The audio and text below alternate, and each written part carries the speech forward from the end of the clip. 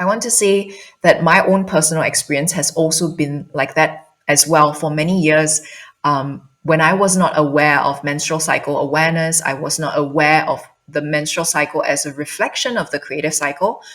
I always believed that um, menstruation or the period was an inconvenience.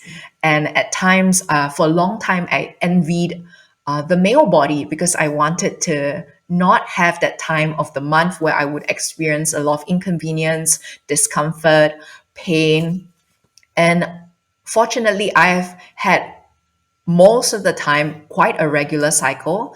And right now, I work with many clients who don't actually have a regular cycle. So, for example, individuals with amenorrhea, meaning they don't have a cycle at all, even though they are in the age of menstruation, as well as individuals with dysmenorrhea. So, for example, painful periods, or for example, periods that are irregular or spotting, or for example, heavy periods for a certain number of days and then very irregular length of periods.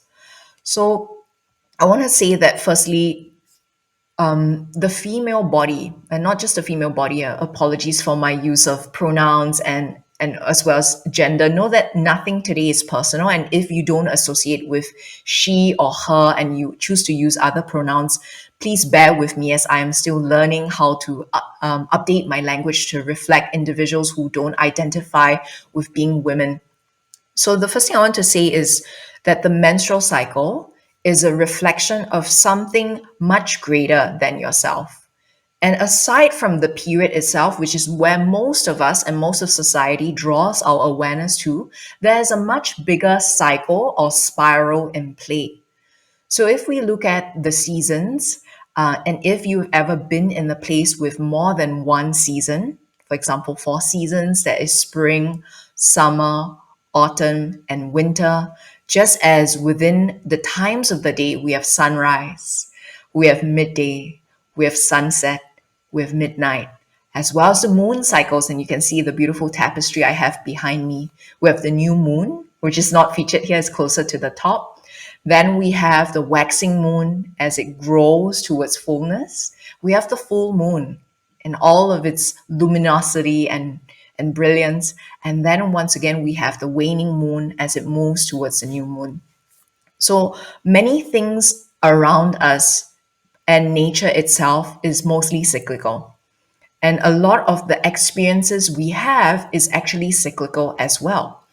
And the menstrual cycle is one of these cyclical rhythms. And this rhythm is slightly longer, it's almost a month, around 28 days. And know that this 28 days is an average. So this average may not reflect your own experience, especially for those of you who are tuning in and you have an irregular cycle, or for example, if you are perimenopausal. So that is another time when your hormones are fluctuating and your cycle starts to become more irregular.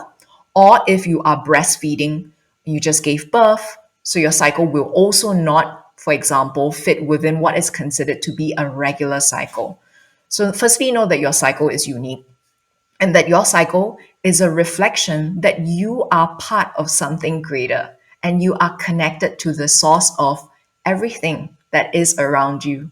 You are as legitimate as the moon, as the shifting energies of a day, of a year. You are as legitimate as a bird, as nature, for example, that also moves with the energies of the year.